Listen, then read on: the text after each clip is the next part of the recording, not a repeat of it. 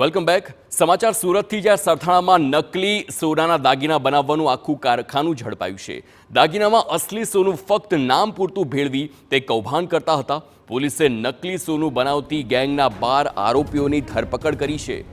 4 chain અને આ સાથે જ ચેઇન બનાવવાનું મશીન, હોલમાર્કનો સિક્કો પણ જપ્ત કરવામાં આવ્યો.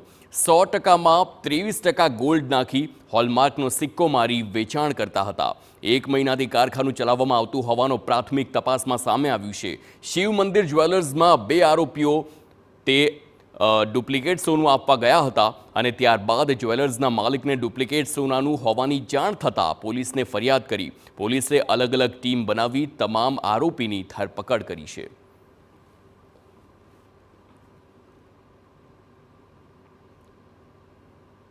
आरोपी डुप्लीकेट चेन पे BIS की जो हॉलमार्क है 22 कैरेट गोल्ड का 916 का जो लोगो है वो लोगो लेजर से इम्प्रिंट करके उस पे बेचते थे ताकि दुकानदारों को ये पता न चल पाए कि ये फेक ज्वेलरी है कि ओरिजिनल ज्वेलरी है और वो इसमें धोखा खा जाते थे.